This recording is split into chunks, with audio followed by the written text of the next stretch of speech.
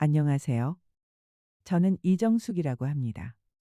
올해 77살이에요. 제가 오늘 여러분께 말씀드리고 싶은 이야기가 있어서 용기를 내서 이렇게 말씀드립니다. 돌이켜보면 그 일이 시작된 게 작년 가을이었어요. 그때 저는 서울 변두리 낡은 아파트에서 혼자 살고 있었거든요. 남편이 세상을 떠난 지 벌써 5년이 지났고 두 아들은 각자 바빠서 한 달에 전화 한 번 받기도 어려운 상황이었죠. 그날도 평소와 다름없이 오후 2시쯤 햇살이 거실 탁자를 비추고 있을 때였어요. 저는 묵직한 사진 앨범을 꺼내 들었답니다. 요즘도 그렇지만 그때 저에게는 그 앨범이 유일한 친구 같은 거였어요. 첫 페이지를 넘기니까 1970년 결혼식 사진이 나왔어요. 25살에 제가 화려한 한복을 입고 환하게 웃고 있더라고요. 옆에는 무뚝뚝한 표정의 남편이 서 있었죠. 그 사진을 보면서 혼잣말을 했어요. 그때는 참 예뻤구나. 다음 페이지에는 두 아들의 어린 시절 사진들이 있었어요. 큰아들 준호, 둘째 민서. 준호야, 민서야. 이때는 엄마 품에서 떨어지기 싫어했는데 그렇게 중얼거렸죠. 지금 준호는 45살의 중견기업 과장이고 민서는 42살의 작은 회사를 운영하고 있어요. 둘 다 각자 가정을 꾸리고 바쁘게 살고 있죠. 이제는 한 달에 전화 한 번도 안 오는구나. 그런 말을 하면서 앨범을 계속 넘겼어요. 가족 여행 사진, 아이들 졸업식 사진, 명절 가족 사진들. 하지만 남편이 세상을 떠난 후에 사진은 거의 없었어요. 앨범을 덮고 주변을 둘러보니 참 쓸쓸하더라고요. 3년 전까지만 해도 명절이면 북적였던 우리 집이 이제는 혼자만의 공간이 되어 있었거든요. 며느리들 이야기를 좀 해드릴게요. 큰며느리 수진이는 명절 때나 찾아오는데 그것도 건강식품 파는 이야기나 집안 정리하라는 이야기만 하고 가요. 항상 바쁘다는 핑계로 짧게 인사만 하고 돌아가죠. 둘째 며느리 미경이는 조금 더 다정하긴 한데 그래도 제 속마음까지는 들여다보지 않더라고요. 그때 문득 깨달았어요. 나는 이정숙이라는 사람이 아니라 그냥 누군가의 엄마, 누군가의 시어머니로만 살아왔구나. 거울 앞에 가서 제 모습을 봤어요. 주름진 얼굴에 희끗희끗한 머리카락. 이렇게 늙고 초라하게 남은 건가? 젊었을 때는 그래도 꿈이 있었는데 젊은 시절 생각이 났어요. 시집 오기 전에 저는 작은 양장점에서 일하는 재봉사였거든요. 손재주가 좋아서 동네에서도 소문났었어요. 그때는 내가 만든 옷을 입고 기뻐하는 사람들을 보는 게 그렇게 좋았는데 하지만 결혼하고 나서는 시어머니 눈치를 보느라 바느질을 못하게 됐어요. 며느리가 바깥일을 하면 집안 체면이 서지 않는다는 게 시어머니 말씀이었거든요. 40년 넘게 남편과 아이들을 위해서만 살았지. 내가 좋아하는 것도 내가 원하는 것도 다 포기하고. 그래도 앨범에서 한 가지 자랑할 만한 게 있었어요. 아이들이 어렸을 때 제가 손수 만든 옷을 입고 찍은 사진들이요. 그래도 이건 내가 만든 거였지. 준호 돌잔치 때 한복도, 민서 입학식 옷도. 시간은 어느새 오후 4시가 됐어요. 평소 같으면 저녁 준비를 시작할 시간이었는데 혼자 사니까 그럴 필요가 없더라고요. 또 김치찌개만 끓여 먹어야겠네. 냉장고를 열어봤더니 김치와 두부, 계란 몇 개만 있었어요. 예전에는 큰 밥솥에 밥을 지어서 가족들과 함께 식사했는데 그때가 그리웠어요. 이럴 줄 알았으면 취미라도 하나 가져볼 걸. 텔레비전을 켜니까 오후 드라마가 하고 있었어요. 화면에서는 행복한 가족들이 둘러앉아 밥 먹는 모습이 나오더라고요. 텔레비전 속 이야기같이 우리 집도 저랬었는데. 그런데 바로 그때였어요. 딩동하고 초인종이 울렸거든요. 깜짝 놀랐죠. 요즘 같은 시대에 누가 예고도 없이 찾아올까 싶어서요. 누구지? 택배도 아닌 것 같고. 조심스럽게 현관문으로 가서 인터폰 화면을 봤어요. 깔끔한 정장 차림의 젊은 남자가 서 있더라고요. 누구세요? 안녕하세요, 어르신. 제가 준호 씨가 어머님을 위해 보낸 금융 컨설턴트입니다. 그 말을 듣는 순간 정말 깜짝 놀랐어요. 준호가 우리 아들이? 네, 맞습니다. 어머님의 노후 자금 관리에 대해 의논드릴 일이 있어서 찾아뵙게 되었습니다. 그때 제 마음에 작은 설렘이 일었어요. 자식에게 무관심하다고 생각했던 아들이 제 미래를 걱정해주고 있었다니. 잠깐만요. 문 열어드릴게요. 문을 열어보니 30대 중반쯤 되어 보이는 단정한 인상의 남자였어요. 검은색 정장에 깔끔한 헤어스타일, 손에는 고급스러운 서류 가방을 들고 있었죠. 안녕하세요, 어머님. KH 금융 컨설팅의 박민수 차장입니다. 네, 들어오세요. 그 사람이 실내화로 갈아 신고 거실로 들어와서 주변을 둘러보더라고요. 어머님께서 혼자 지내시기에는 집이 너무 넓으신 것 같네요. 그러게요. 아이들 다 독립하고 나니. 그러니까 그 사람이 이런 말을 하는 거예요. 준호 씨께서 어머님 걱정을 많이 하시더라고요. 혼자 계시는 어머님이 편안한 노후를 보내실 수 있도록 자산 관리를 도와달라고 하셔서요. 그 말을 듣는 순간 정말 기뻤어요. 아들이 저를 생각해주고 있었다는 사실이 마음을 따뜻하게 만들었거든요. 그 녀석이 그런 생각을 하고 있었구나. 어머님의 귀한 자산을 체계적으로 관리해서 매월 안정적인 생활비도 받으시고 앞으로의 의료비나 생활비 걱정 없이 편안하게 지내실 수 있도록 도와드리겠습니다. 그 박민수라는 사람이 서류 가방에서 깔끔하게 정리된 자료들을 꺼내더라고요. 어머님께서 현재 보유하고 계신 자산이 어느 정도 되시는지 여쭤봐도 될까요?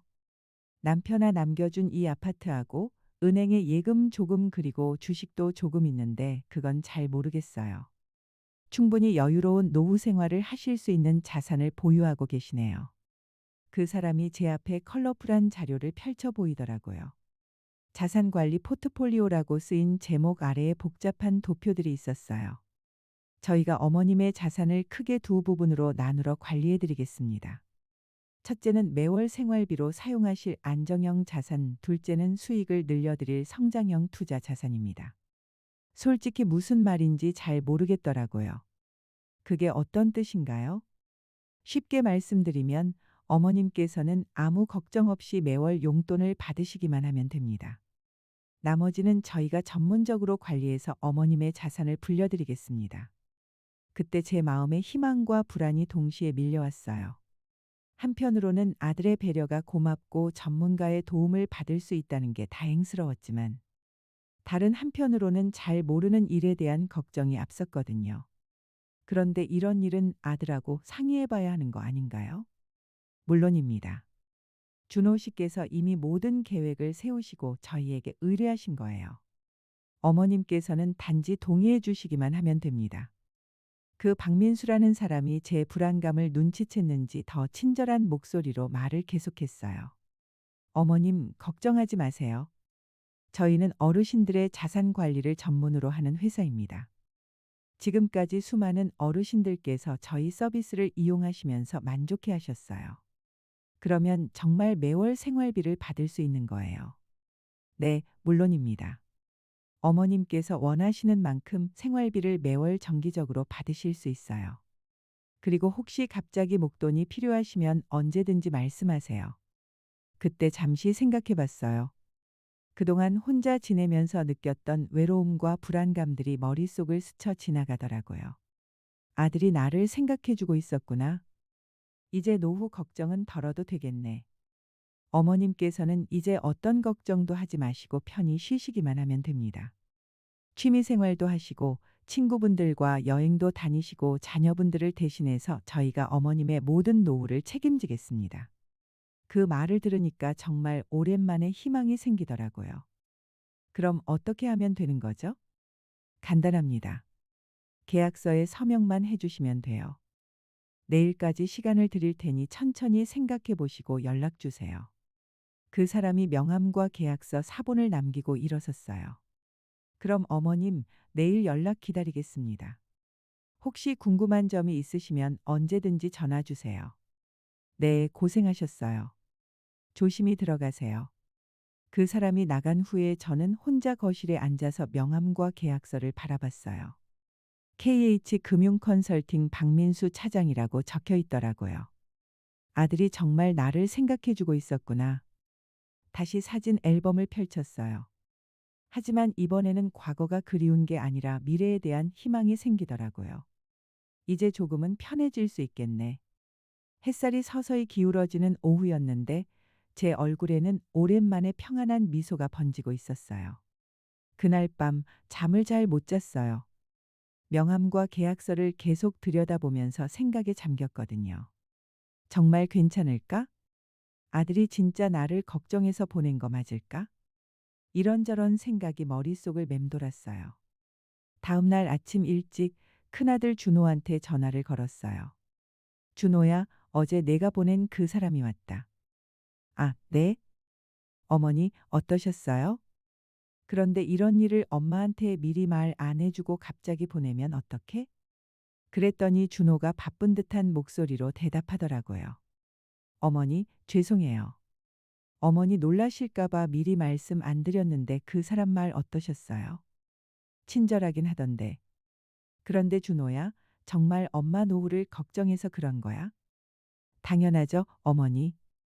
어머니 혼자 계시는데 제가 어떻게 신경을 안 쓸 수 있겠어요. 그 말을 들으니까 마음이 따뜻해지더라고요. 그동안 아들이 저한테 무관심한 줄만 알았거든요. 그럼 그 계약 맺어도 될까? 네, 어머니. 저희가 다 알아보고 믿을 만한 곳이라고 판단해서 연락드린 거예요. 어머니는 편하게 계세요. 알았다. 그럼 그렇게 할게. 전화를 끊고 나서 둘째 민수한테도 연락해 봤어요. 민서야, 형이 엄마 노후 자금 관리해 준다는 회사 연결해 줬는데 알고 있니? 아, 네, 어머니. 형이 말씀하시더라고요. 어머니 혼자 계시는데 그런 거 있으면 좋죠. 그런데 민서 생각은 어때? 저는 형이 하시는 일이면 믿어요. 형이 워낙 꼼꼼하시잖아요. 두 아들 모두 찬성하니까 마음이 놓이더라고요. 그래서 박민수 씨한테 전화를 걸었어요. 여보세요, 박 차장님? 저 어제 만났던 이정석입니다. 아, 어머님? 안녕하세요. 어떻게 생각해 보셨어요? 아들들하고 상의해 봤는데 계약하기로 했어요. 아, 정말 잘 결정하셨습니다. 그럼 내일 다시 찾아뵙겠습니다. 다음 날 박민수 씨가 더 많은 서류를 들고 왔어요. 계약서부터 시작해서 자산 이관 동의서, 투자 설명서. 정말 두꺼운 서류 뭉치였어요. 어머님, 이게 계약서고요. 여기 서명하시면 됩니다. 솔직히 말씀드리면 그 서류들이 너무 복잡해서 잘 이해가 안 됐어요. 글씨도 작고 용어도 어려웠거든요. 이거 다 읽어봐야 하는 거 아닌가요? 물론 읽어보셔야죠. 하지만 어머님께서 이해하시기 어려운 전문 용어들이 많이 나와 있어서 제가 간단히 설명해 드릴게요. 그래서 박민수 씨가 주요 내용들을 설명해 줬어요.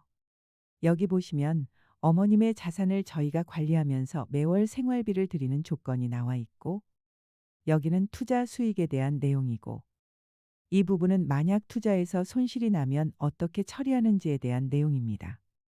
그런데 그때 제가 놓친 게 있었어요. 서류 맨 마지막 쪽에 작은 글씨로 쓰여 있던 조항들이었거든요. 자녀들의 동의 없이 어떠한 자산도 처분할 수 없음. 투자 실패에 대한 책임은 본인이 짐. 이런 내용들이 있었는데 그때는 대충 넘어갔어요. 박민수 씨가 친절하게 설명해 주니까, 그리고 아들이 보낸 사람이니까 믿었거든요. 어머님, 여기 서명하시면 모든 절차가 끝납니다. 그래서 서명했어요. 제 손으로 직접 써넣었죠. 축하드립니다, 어머님. 이제 정말 편안한 노후를 보내실 수 있을 거예요. 계약을 마치고 나니까 기분이 좋았어요. 뭔가 무거운 짐을 내려놓은 것 같은 느낌이었거든요. 며칠 후에 큰며느리 수진이가 찾아왔어요. 오랜만에 오더라고요. 어머니, 안녕하세요. 어떻게 지내세요? 응, 잘 지내고 있다.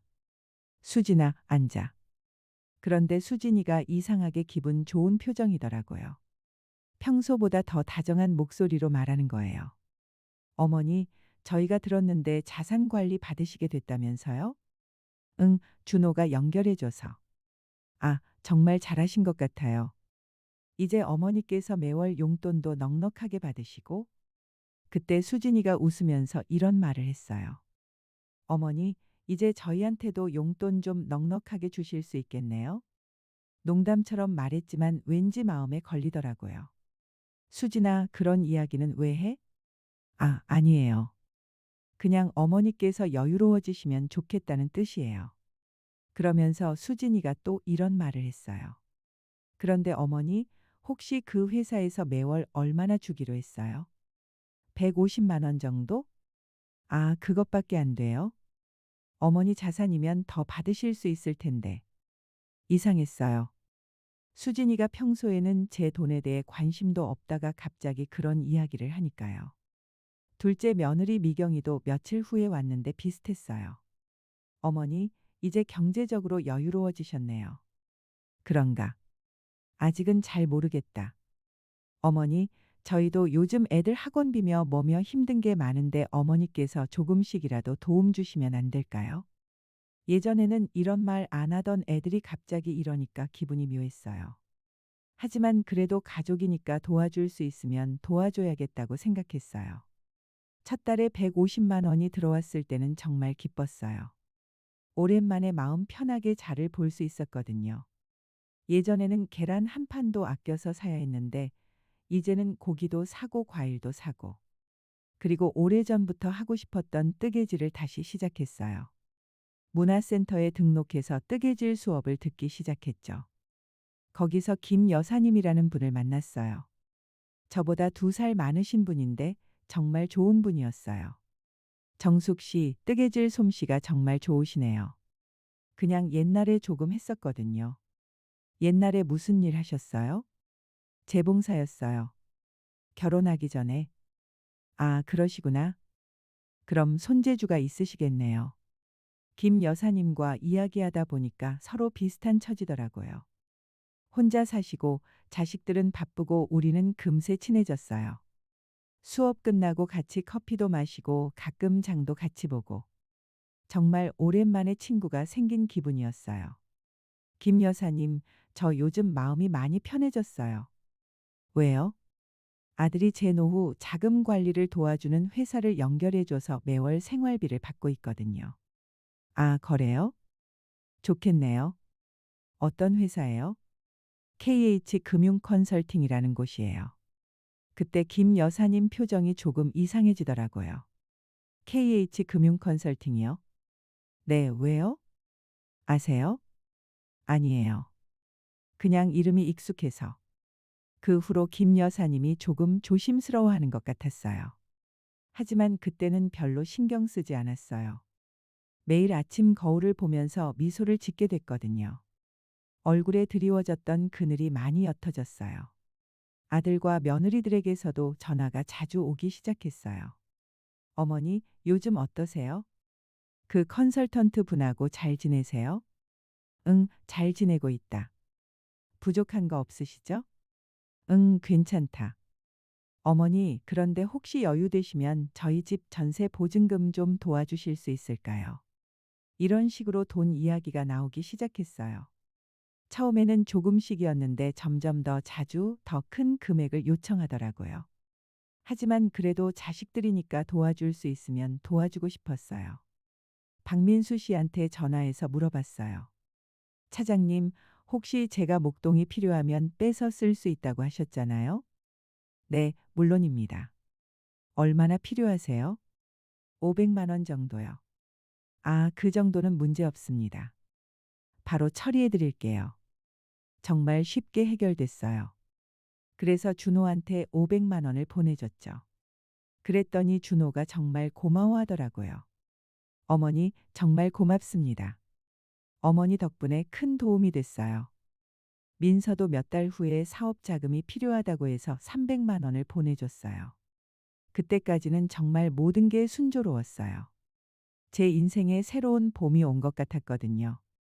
오래전에 잊어버렸던 취미도 다시 시작하고 친구도 사귀고 아들들도 예전보다 저한테 관심을 보이고 어느 날 옷장 정리를 하다가 남편의 오래된 손목시계를 발견했어요. 결혼식 때 받은 선물이었는데 남편이 살아있을 때 종종 말하곤 했어요. 이 시계처럼 시간은 흘러갈 테니 너무 힘들어하지 마오. 지금 생각해보면 남편이 제게 남긴 마지막 선물 같은 거였어요. 그 시계를 바라보면서 이런 생각이 들었어요. 이제 내 인생은 나를 위한 거야. 계약을 맺고 난 후 몇 달간은 정말 제 인생에서 가장 평온했던 시기였던 것 같아요. 매달 150만 원씩 들어오는 생활비 덕분에 경제적으로 여유가 생겼거든요. 그동안 아껴 쓰느라 스트레스 받던 것들이 많이 해결됐어요. 마트에 가서도 가격표를 보고 고민하지 않아도 되고 가끔 외식도 할 수 있고. 그런데 가장 큰 변화는 제가 다시 이정숙이라는 사람이 된 것 같다는 느낌이었어요. 문화센터에서 뜨개질을 배우기 시작할 때 처음에는 정말 떨렸어요. 40년 넘게 손에서 놓았던 걸 다시 시작하는 거니까요. 혹시 다른 분들보다 못하면 어떡하지? 나이 들어서 기억력도 예전 같지 않은데. 이런 걱정이 앞섰거든요. 그런데 막상 시작해 보니까 손이 기억하고 있더라고요. 바늘 잡는 법, 코 만드는 법, 몸이 저절로 움직이는 거예요. 어머, 정숙 씨. 정말 잘하시네요. 선생님이 그렇게 말씀해 주시니까 얼마나 기뻤는지 몰라요. 그냥 옛날에 조금 했었거든요. 조금이 아니라 정말 전문가 수준이세요. 다른 분들도 좀 도와주시면 안 될까요? 그래서 다른 수강생분들 뜨개질도 도와드리게 됐어요. 김 여사님과는 더 친해졌고요. 김 여사님도 저와 비슷한 처지셨어서 서로 의지가 많이 됐어요. 정숙 씨, 오늘 수업 끝나고 커피 한 잔 어때요? 좋아요, 김 여사님.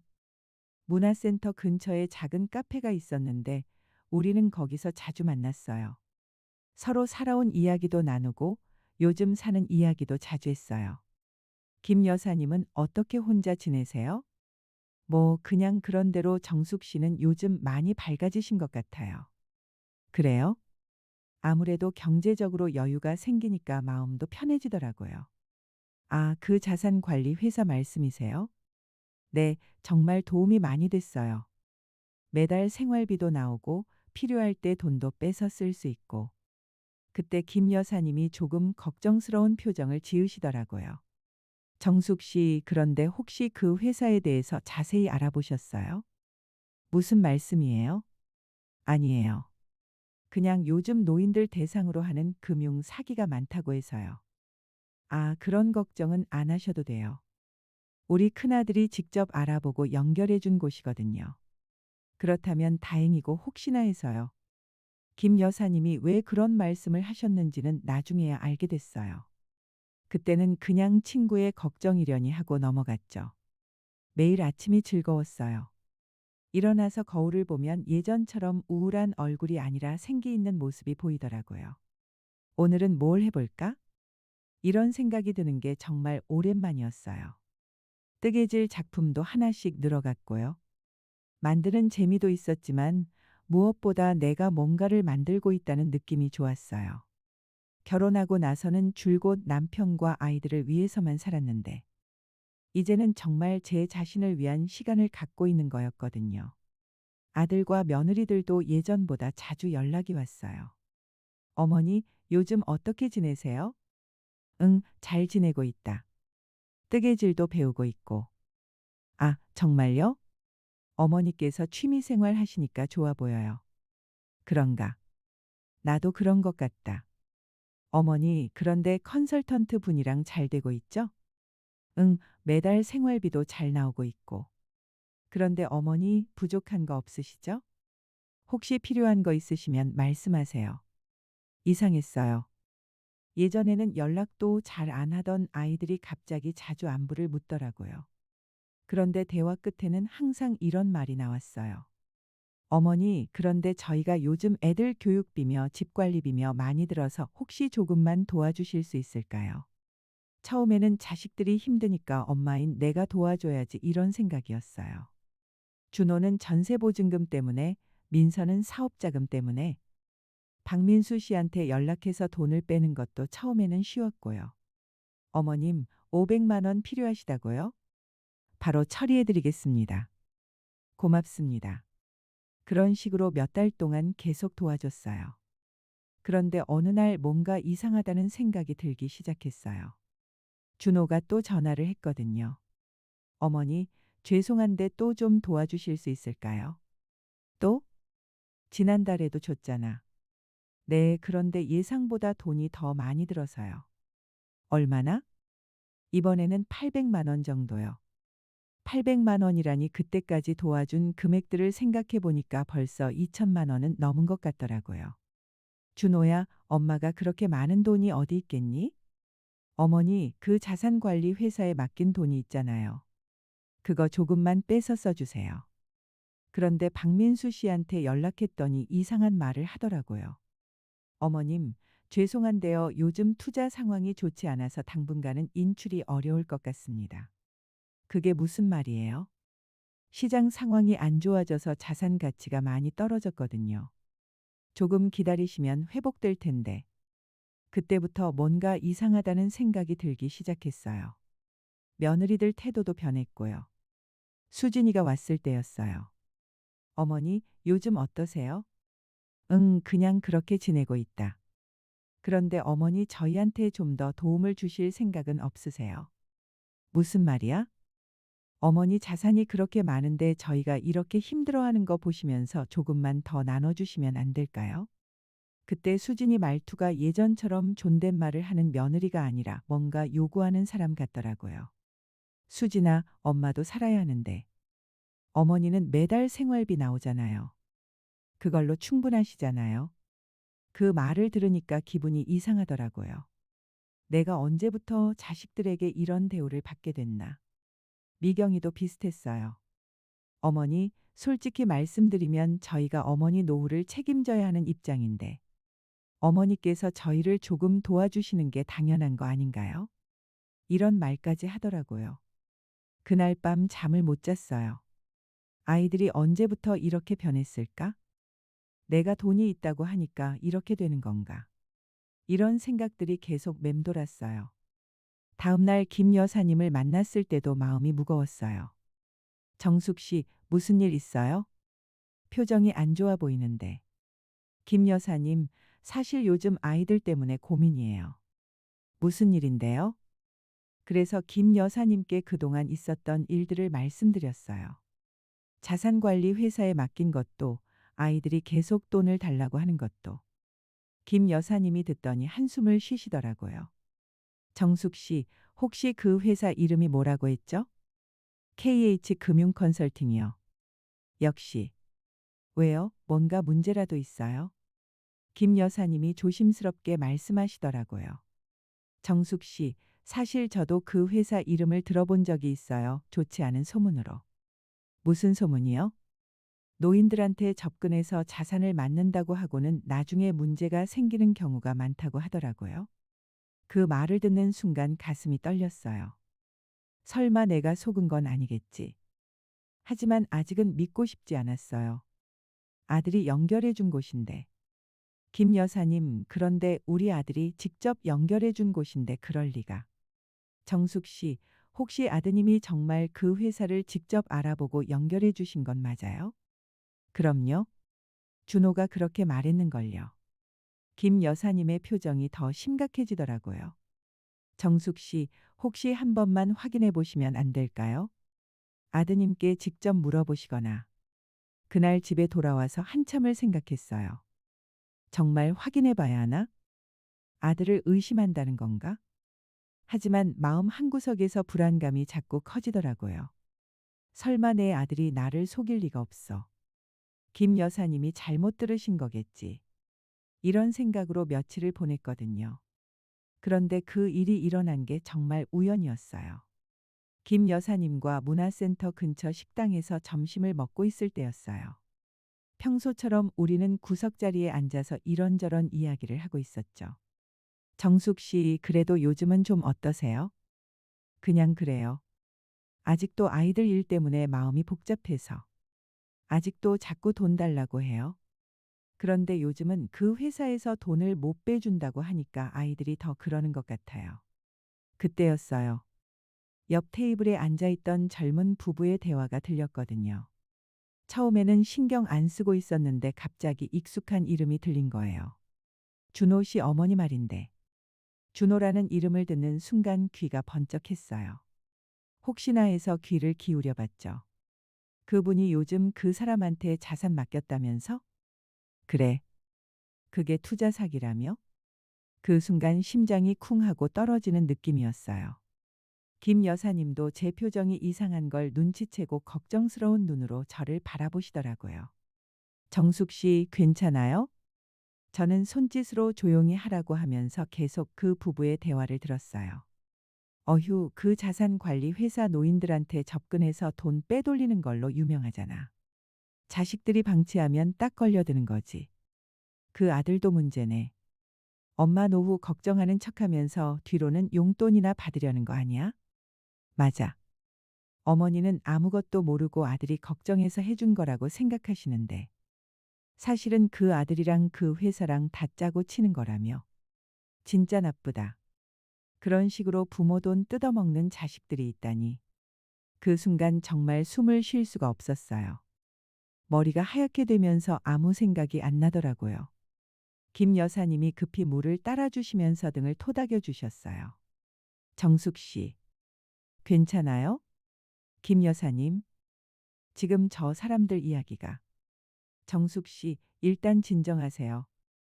혹시 모르는 일이잖아요. 하지만 저는 알 수 있었어요. 그 부부가 말하는 준호 씨 어머니가 바로 저라는 걸. 그들이 말하는 그 자산관리 회사가 바로 KH 금융 컨설팅이라는 걸. 집에 돌아와서 바로 그 계약서를 찾아봤어요. 그동안 대충 넘겨봤던 그 두꺼운 서류들을. 처음에는 글씨가 너무 작고 용어도 어려워서 이해하기 힘들었어요. 하지만 천천히 하나하나 읽어보니까 정말 끔찍한 내용들이 숨어 있더라고요. 자녀들의 동의 없이 어떠한 자산도 처분할 수 없음. 투자 실패에 대한 책임은 본인이 짐. 관리 수수료는 매월 자산 총액의 3%. 계약 해지 시 위약금 500만 원. 이런 조항들이 작은 글씨로 빼곡히 적혀 있었어요. 그제야 깨달았어요. 제가 얼마나 큰 함정에 빠졌는지를. 그날 밤 잠을 한숨도 못 잤어요. 계속 생각이 났거든요. 박민수가 처음 왔을 때 한 말들. 준호 씨가 어머님을 위해 보냈습니다. 어머님은 편히 쉬시기만 하면 됩니다. 자녀분들을 대신해서 저희가 모든 걸 책임지겠습니다. 모든 게 거짓말이었던 거예요. 정말 믿기 싫었지만 혹시 아들이 저를 속인 건 아닐까 하는 생각이 들었어요. 다음 날 아침 용기를 내서 준호한테 전화를 걸었어요. 손이 떨려서 번호를 누르기도 힘들었거든요. 여보세요? 준호야 엄마다. 어머니? 무슨 일이세요? 준호야 엄마가 물어볼 게 있는데. 네, 뭐든지 물어보세요. 그 자산관리 회사 말이야. 정말 내가 직접 알아보고 연결해 준 거 맞니? 그랬더니 준호가 잠시 말이 없더라고요. 어머니, 왜 갑자기 그런 걸 물어보세요? 대답만 해줘. 정말 내가 직접 알아본 거 맞아? 그럼요. 제가 알아봤죠. 하지만 준호 목소리가 이상했어요. 평소와 달리 어색하고 뭔가 숨기는 것 같더라고요. 준호야, 엄마한테 거짓말하지 마라. 정말로 내가 엄마를 위해서 그 회사를 연결해 준 거야. 어머니 왜 갑자기 이런 걸 의심하세요? 의심한다는 말을 쓰는 걸 보니까 더 확실해졌어요. 준호야, 엄마가 바보인 줄 아냐? 너 나한테 거짓말했지? 그때 준호가 목소리를 높이더라고요. 어머니, 무슨 소리예요? 괜히 이상한 소리 듣고 오해하지 마세요. 이상한 소리? 뭔 이상한 소리를 들었다는 거야? 아니에요. 어머니께서 갑자기 의심하시니까. 그 순간 확신했어요. 제 아들이 정말 저를 속였다는 걸. 준호야, 엄마가 그렇게 만만해 보여? 엄마 돈이 그렇게 탐났어? 어머니, 정말 오해해요. 저는 진짜로 어머니를 위해서. 그만해. 더 이상 거짓말하지 마. 전화를 끊고 난 후 정말 무너지는 기분이었어요. 그래도 혹시나 해서 민서한테도 전화해 봤어요. 민서야, 형이 엄마 자산 관리 회사 연결해 준다고 했을 때 너도 알고 있었지? 네. 그거요? 형이 엄마 노후를 책임지겠다고 해서. 너는 그 회사에 대해 따로 알아본 적 없어? 저는 형이 알아서 하겠다고 하니까 형이 워낙 꼼꼼하시잖아요. 민서도 똑같더라고요. 아무것도 모르는 척하면서. 민서야, 솔직히 말해봐.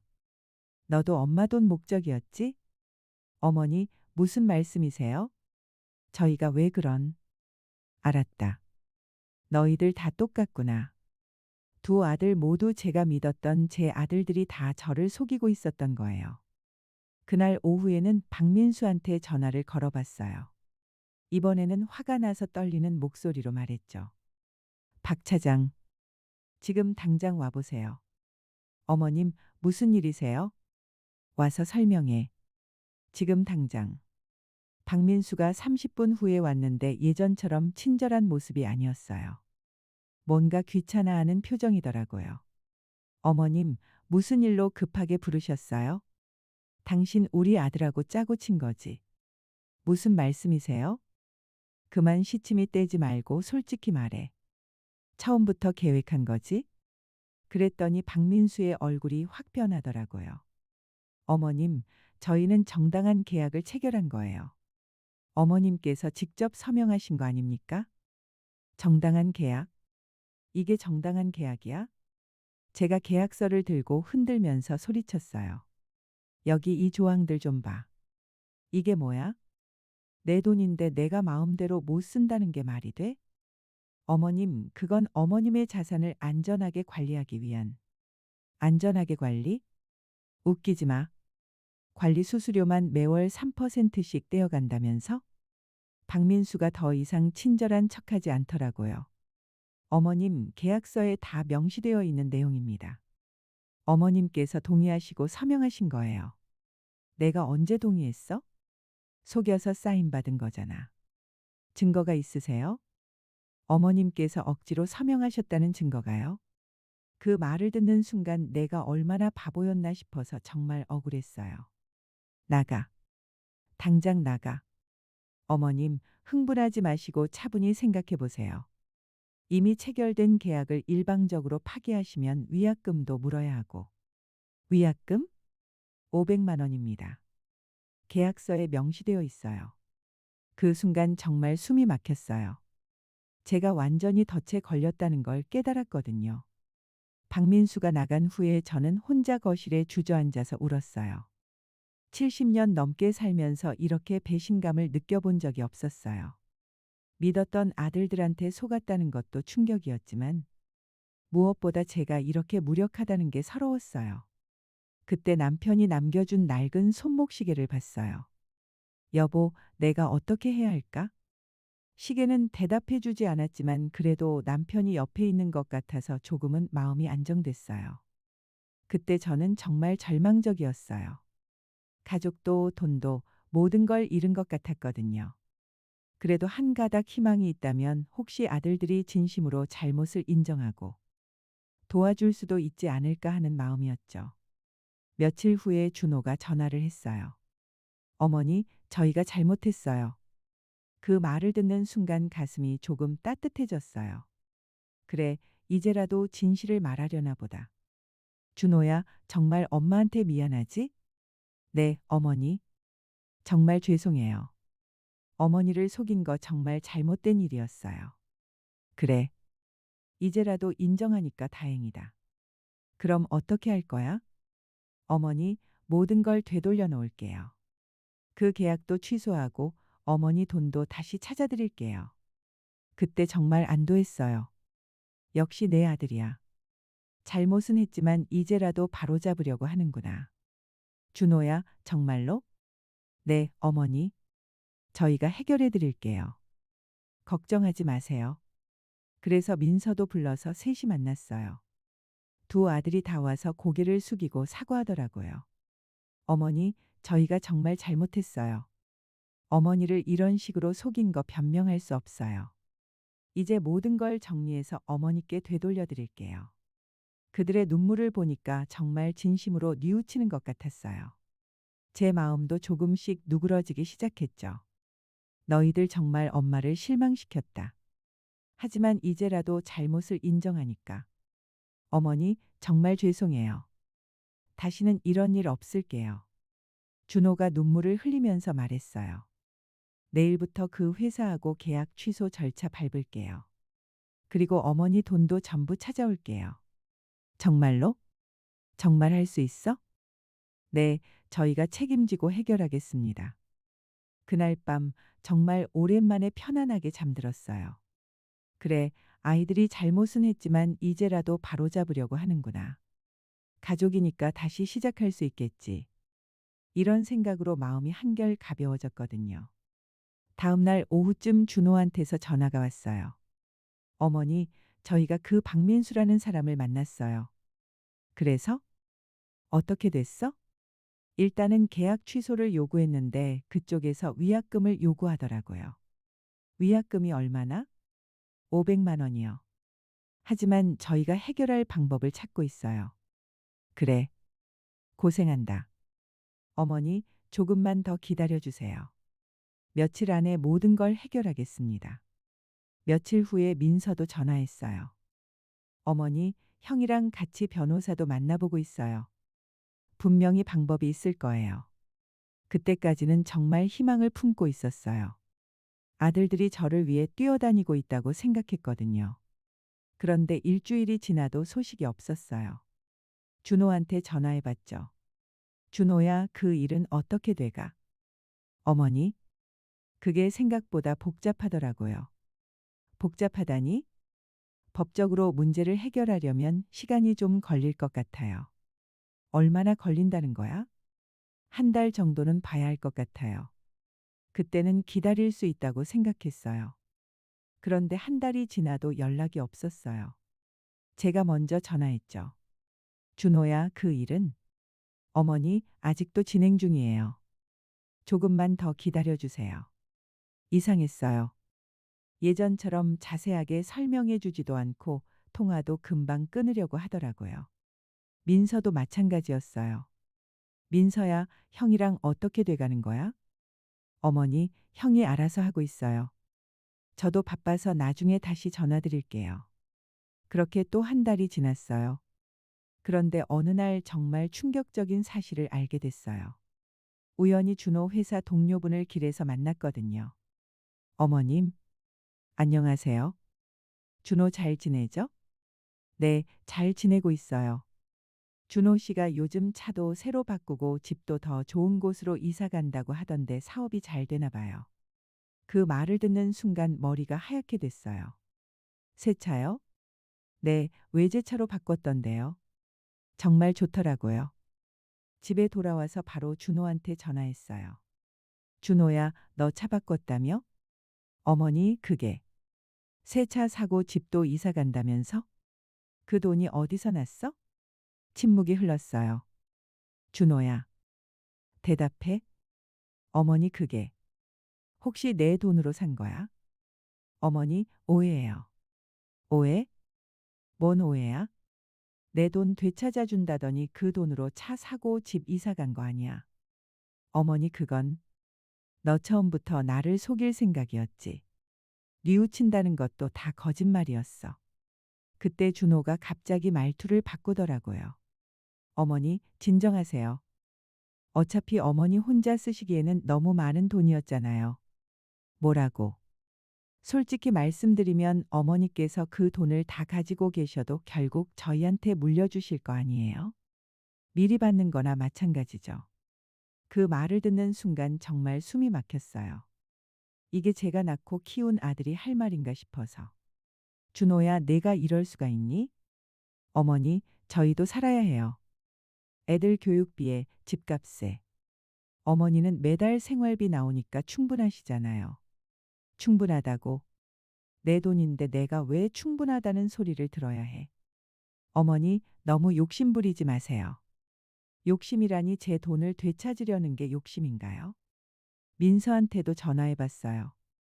민서야, 너도 형이랑 똑같은 생각이야? 어머니, 저희 입장도 좀 이해해 주세요. 이해? 뭘 이해하라는 거야? 저희가 나중에 어머니 모실 거잖아요. 미리 물려받는 거나 마찬가지예요. 두 아들이 다 똑같더라고요. 그날부터 아이들이 연락을 끊었어요. 전화해도 받지 않고 문자도 답장이 없고 며느리들도 마찬가지였어요. 완전히 저를 외면해 버린 거죠. 박민수한테 다시 전화해 봤어요. 차장님, 제 돈 좀 돌려주세요. 계약 취소하겠어요. 어머님, 이미 말씀드렸잖아요. 계약 취소하시려면 위약금 500만 원 내셔야 해요. 500만 원을 어떻게 내요? 제가 지금 그런 돈이 어디 있어요? 그럼 계속 저희 서비스를 이용하시는 수밖에 없죠? 그런데 투자로 손실이 났다고 하면서 생활비도 제대로 안 주잖아요. 시장 상황이 좋지 않아서 어쩔 수 없어요. 완전히 덫에 걸린 거였어요. 나가지도 못하고 그렇다고 제대로 된 서비스를 받지도 못하고 그 후로 몇 달 동안 정말 지옥 같았어요. 매일 혼자 집에 앉아서 후회만 했어요. 내가 왜 그때 계약서를 제대로 안 읽어봤을까? 왜 아들을 그렇게 맹목적으로 믿었을까? 내가 정말 바보였구나. 김 여사님이 걱정돼서 가끔 찾아오셨어요. 정숙 씨, 요즘 어떻게 지내세요? 김 여사님, 저 정말 바보였어요. 그런 말씀 마세요. 누구나 당할 수 있는 일이에요. 아니에요. 김 여사님이 경고해 주셨는데 저는 끝까지 믿고 싶어 했잖아요. 정숙 씨, 그래도 포기하시면 안 돼요. 분명 방법이 있을 거예요. 하지만 저는 이미 모든 걸 포기한 상태였어요. 믿었던 가족들한테 배신당하고 돈도 잃고 자존심도 다 잃고 더 이상 뭘 할 수 있겠어요. 남편이 남겨준 손목시계를 보면서 매일 울었어요. 여보, 내가 이렇게 초라하게 늙을 줄 알았어? 자식들한테 이런 취급을 받을 줄 알았어? 그때는 정말 차라리 죽는 게 낫겠다는 생각까지 했어요. 아무도 저를 필요로 하지 않는 것 같았거든요. 돈도 없고 가족도 없고 77살 된 늙은 할머니가 혼자서 뭘 할 수 있겠어요. 어느 날 아침 거울을 보면서 문득 이런 생각이 들었어요. 이대로 죽으면 저 나쁜 놈들 뜻대로 되는 거 아닌가? 내가 이렇게 무력하게 당하고만 있을 거야. 그때까지는 그냥 체념하고 있었거든요. 나이도 많고 혼자고 뭘 할 수 있겠나 이런 생각만 했었는데 갑자기 화가 나기 시작했어요. 아니야. 이대로는 안 돼. 뭐라도 해봐야지. 그래서 용기를 내서 변호사를 찾아가기로 했어요. 인터넷으로 검색해서 집 근처에 있는 법무사무소를 찾았죠. 처음에는 정말 떨렸어요. 77살의 변호사 사무실을 가본 적이 없었거든요. 내가 뭘 안다고 변호사한테 가지? 웃음거리만 될 텐데. 이런 생각도 들었지만 그래도 가봤어요. 변호사 선생님은 40대쯤 되어 보이는 남자분이었어요. 어르신, 어떤 일로 오셨나요? 그래서 제가 그동안 겪었던 일들을 차근차근 설명해 드렸어요. 아들이 연결해준 자산관리 회사, 속임수 계약, 가족들의 배신 모든 걸 다 말씀드렸죠. 변호사 선생님이 계약서를 보시더니 심각한 표정을 지으시더라고요. 어르신, 이거 정말 불공정한 계약이네요. 그러면 취소할 수 있어요? 가능은 합니다만 쉽지 않을 거예요. 왜요? 일단 어르신께서 직접 서명을 하셨고 강제로 서명한 게 아니라는 점이 문제예요. 하지만 속여서 서명하게 한 거잖아요. 그걸 증명해야 해요. 증거가 있으신가요? 그때 깨달았어요. 제가 얼마나 준비 없이 덤벼들었는지를. 증거라면 뭘 말하는 거예요. 통화 녹음이라든지 문자 메시지라든지 아니면 증인이라든지 그런 건 없어요. 그럼 조금 어려울 수 있어요. 하지만 불가능하지는 않습니다. 변호사 선생님이 자세히 설명해 주셨어요. 일단 내용 증명을 보내보겠습니다. 계약 무효와 손해배상을 요구하는 내용으로요. 그럼 제 돈을 되찾을 수 있어요? 상대방이 어떻게 나오느냐에 따라 다르죠. 하지만 시도해 볼 가치는 있습니다. 그날 집에 돌아오면서 정말 오랜만에 희망이 생겼어요. 그래, 이렇게 당하고만 있을 게 아니라 싸워봐야지. 며칠 후에 변호사 선생님이 연락이 왔어요. 어르신, 내용 증명을 발송했습니다. 그럼 이제 어떻게 되는 거예요? 상대방에서 답변이 올 텐데 일주일 정도 기다려 보시죠. 그런데 일주일 후에 예상치 못한 일이 일어났어요. 준호와 민서가 갑자기 집으로 찾아온 거예요. 몇 달 만에 보는 아들들이었죠. 어머니, 문을 열어주긴 했지만 마음은 정말 복잡했어요. 뭐 하러 왔어? 어머니, 저희가 잘못했어요. 또 잘못했다는 말이더라고요. 지금 와서 뭔 잘못했다는 소리야? 어머니, 진짜로 정말로 잘못했어요. 이번엔 다르다고요. 준호가 무릎까지 꿇으면서 말하더라고요. 어머니, 저희가 정말 죄송해요. 모든 걸 되돌려 놓을게요. 민서도 옆에서 울고 있었어요. 어머니, 저희가 너무 나빴어요. 진짜로 반성하고 있어요. 그때 제 마음이 흔들리기 시작했어요. 아무리 나쁜 아들들이지만 그래도 제가 낳고 키운 자식들이잖아요. 너희가 정말 진심이야? 네, 어머니. 이번에는 정말로요. 그럼 내 돈을 되찾아 줄 거야. 네, 다 되찾아 드릴게요. 그 회사랑도 저희가 직접 교섭해서 계약 취소할게요. 정말로? 네, 어머니. 그리고 앞으로는 절대로 어머니를 실망시켜 드리지 않을게요. 그들의 눈물을 보니까 또 마음이 약해지더라고요. 이번에는 정말일까? 진심으로 잘못을 깨닫고 있는 걸까?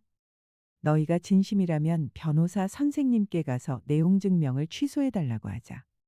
네, 어머니. 저희가 해결할게요. 변호사 선생님께는 취소해 달라고 하세요. 그래서 저는 또 믿었어요. 변호사 선생님께 전화드려서 내용 증명을 취소해 달라고 했죠. 어르신, 정말 괜찮으세요? 가족분들이 해결해 주신다고 해서 믿으시는 거예요. 네, 이번에는 다를 것 같아요. 변호사 선생님이 걱정스러운 목소리로 말씀하시더라고요. 어르신, 혹시 나중에 또 문제가 생기면 언제든지 연락 주세요. 며칠 동안은 정말 기분이 좋았어요. 역시 피는 물보다 진하구나. 아이들이 진심으로 뉘우치고 있는 거야. 준호가 중간중간 전화도 했어요. 어머니, 저희가 그 회사랑 교섭하고 있어요. 조금만 기다려 주세요.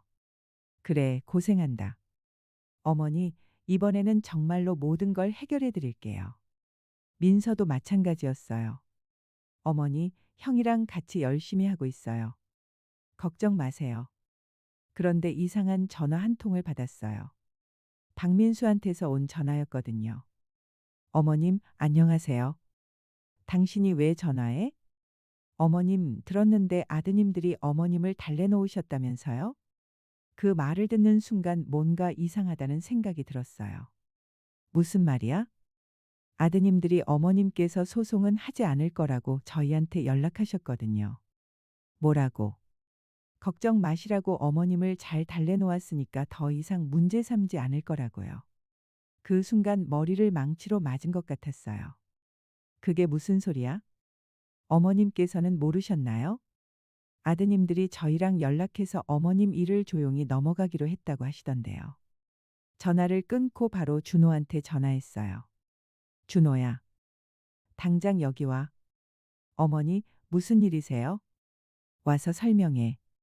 지금 당장. 30분 후에 준호가 왔는데 얼굴이 창백했어요. 너 박민수한테 연락했지? 내가 소송 안 한다고. 어머니, 그게. 대답해. 했어, 안 했어? 했어요. 그 순간 정말 숨이 막혔어요. 너 또 나를 속인 거야? 어머니, 저희 입장도 좀. 입장? 무슨 입장? 또 나를 바보로 만든 거잖아. 어머니, 진정하세요. 진정하라고. 나를 몇 번이나 속일 거야. 그때 준호가 정말 충격적인 말을 했어요. 어머니, 솔직히 말하면 어머니가 소송하시면 저희도 곤란해져요. 곤란하다고. 그 회사랑 저희가 연결되어 있다는 게 알려지면 저희 직장에서도 문제가 될 수 있거든요. 그러니까 너는 자기 체면 때문에 내 돈을 포기하라는 거야? 어머니, 어차피 어머니 혼자서는 이길 수도 없어요. 포기하시는 게 나아요. 그 말을 듣는 순간 정말 모든 게 끝났다는 생각이 들었어요. 이 아이는 정말 처음부터 끝까지 자기 이익만 생각하는 거였어요. 당장 나가. 어머니, 나가라고. 다시는 내 앞에 나타나지 마. 준호가 나간 후 저는 바닥에 주저앉아서 울었어요. 두 번이나 똑같은 방법으로 속았다니 그날 밤 정말 죽고 싶었어요. 이제 정말 끝이구나. 더 이상 희망이 없어.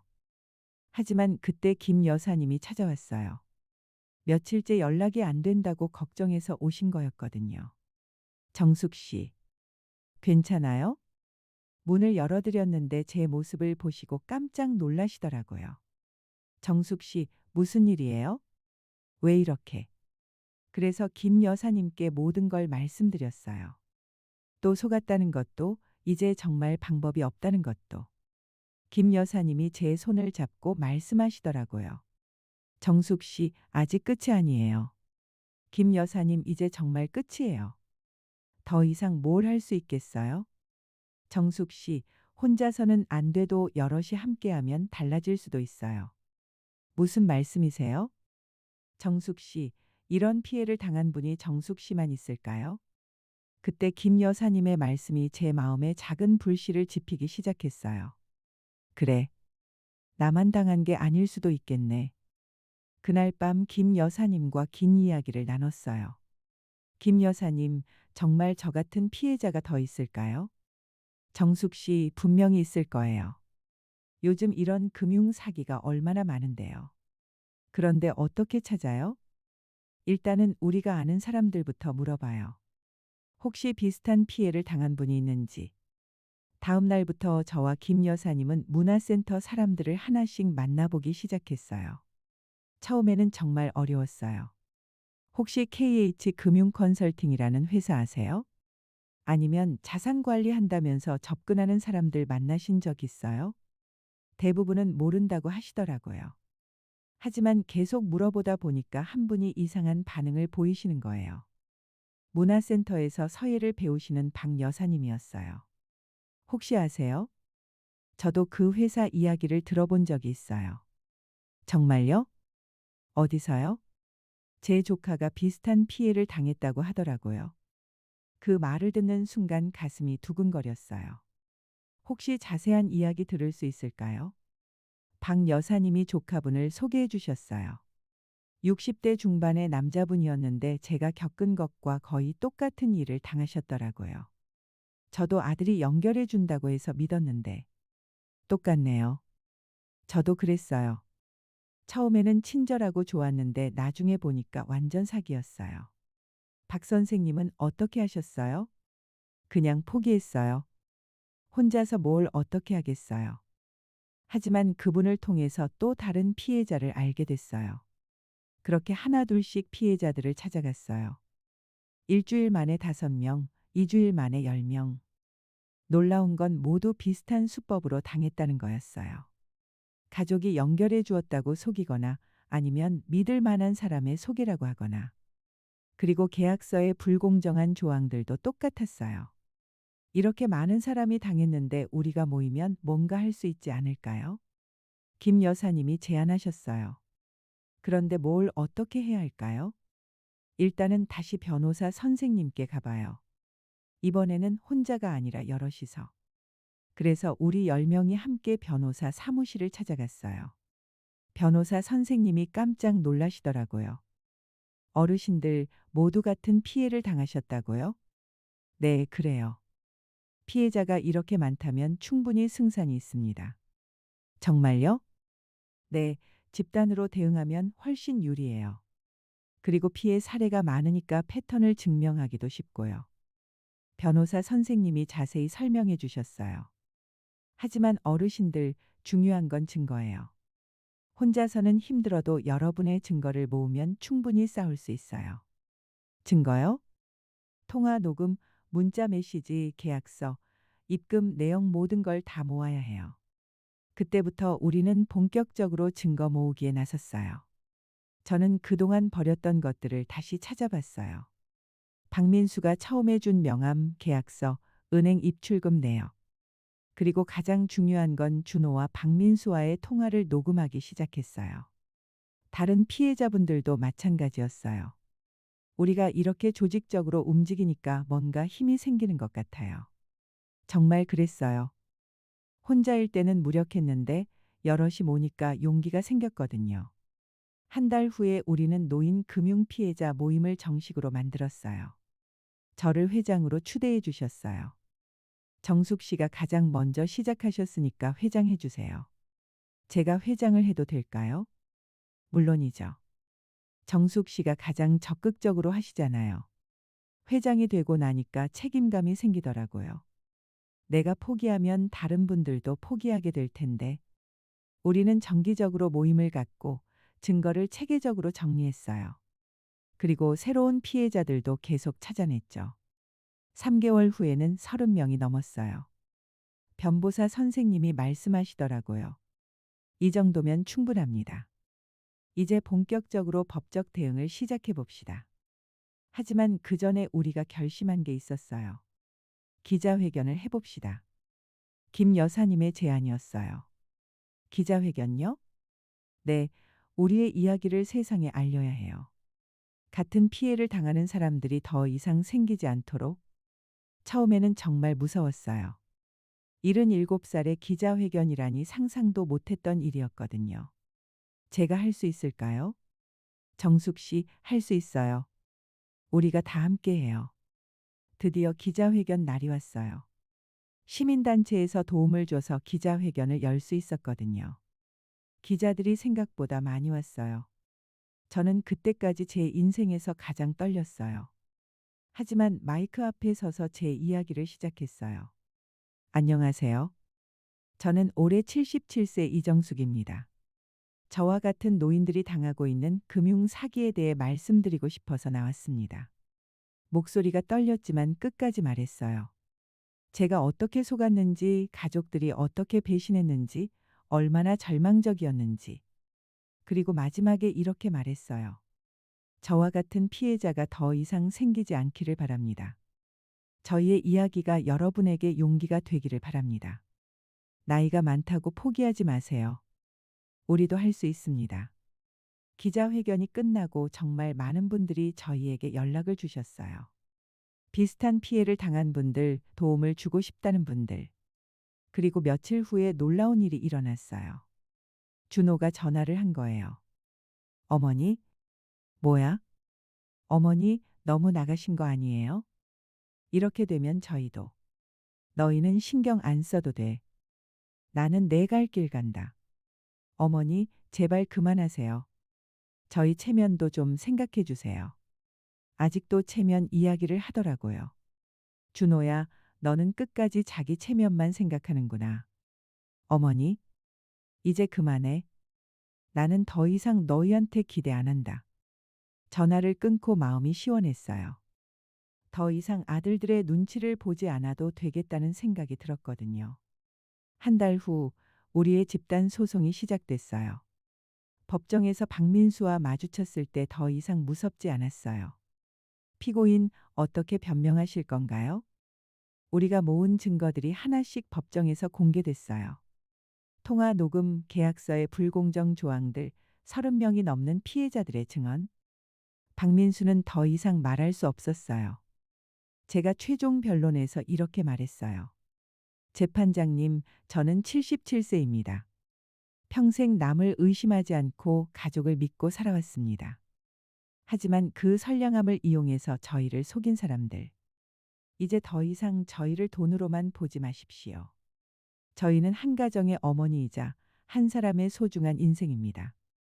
그날 우리가 이겼어요. 법정에서 승소 판결을 듣는 순간 정말 눈물이 났어요. 30명의 피해자들이 서로 끌어안고 울었어요. 해냈다. 우리가 해냈어. 돈을 되찾은 것도 기뻤지만 무엇보다 제가 다시 이정숙이라는 한 사람으로 살아갈 수 있게 됐다는 게 가장 기뻤어요. 그때 깨달았어요. 나이가 많다고, 혼자라고, 약하다고 포기할 필요 없다는 걸. 우리에게도 힘이 있다는 걸. 법정에서 승소한 후 정말 많은 것들이 바뀌었어요. 우선 제 돈을 되찾았죠. 전부는 아니지만 대부분 돌려받을 수 있었어요. KH금융컨설팅은 결국 문을 닫았고 박민수도 처벌을 받았고요. 하지만 무엇보다 제가 완전히 달라졌다는 게 가장 큰 변화였어요. 승소 판결이 나고 며칠 후에 집으로 돌아왔을 때 기분을 잊을 수가 없어요. 똑같은 낡은 아파트, 똑같은 거실이었지만 완전히 다르게 느껴지더라고요. 예전에는 이 집이 외로움과 절망의 공간이었다면 이제는 자유와 희망의 공간이 된 것 같았어요. 거울 앞에 서서 제 모습을 봤어요. 여전히 주름진 얼굴이었지만 눈빛이 달라졌더라고요. 당당하고 빛나고 있었어요. 이제 정말 내 인생을 살 수 있겠다. 그렇게 혼잣말을 하고 있는데 현관 초인종이 울렸어요. 이번에는 두려움이 아니라 호기심이 들었어요. 인터폰을 보니까 준호와 민서가 서 있더라고요. 몇 달 만에 보는 아들들이었죠. 문을 열어줬어요. 들어와. 둘 다 고개를 푹 숙이고 들어왔어요. 뭐 할 말 있으면 해봐.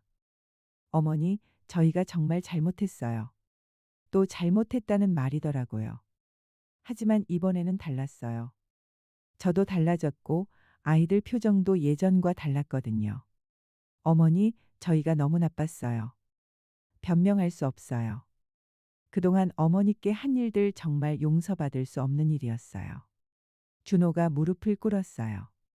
어머니, 모든 걸 되돌려 놓을게요.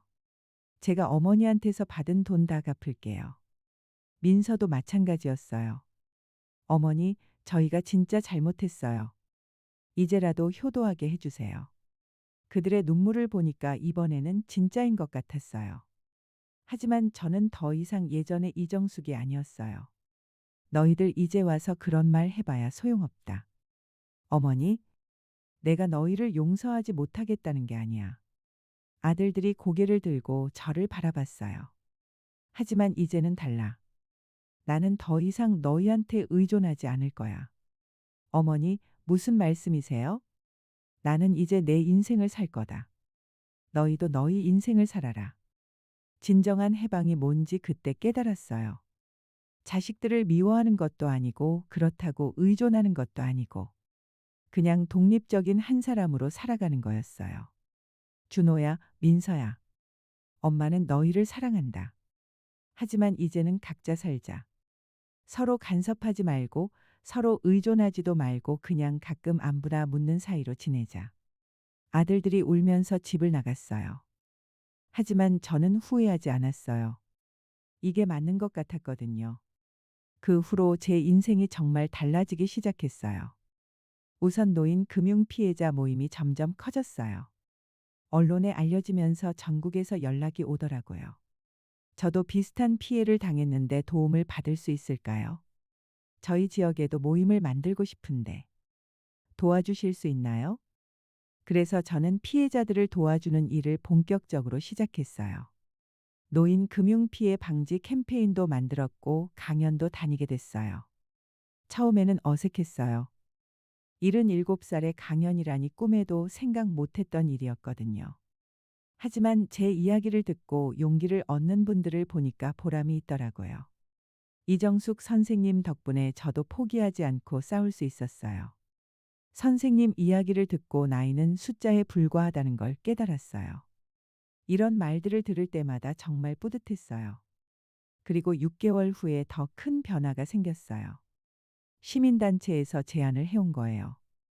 이정숙 선생님, 저희와 함께 노인 권익보호센터를 만들어 보시면 어떨까요? 제가요?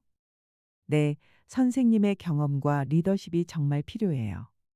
그래서 저는 정식으로 시민단체 활동가가 됐어요. 77살의 말이죠. 주변에서는 다들 놀랐어요. 정숙 씨, 정말 대단하세요.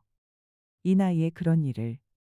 하지만 저는 이게 제 진짜 모습이라는 생각이 들었어요. 젊었을 때 재봉사로 일할 때도 뭔가를 만들어내는 걸 좋아했잖아요. 이제는 사람들의 희망을 만들어내는 일을 하고 있는 거였어요. 지금은 거의 매일이 바빠요.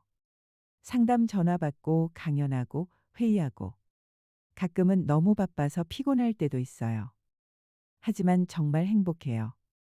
제가 사회에 도움이 되고 있다는 느낌, 다른 사람들에게 희망을 주고 있다는 느낌.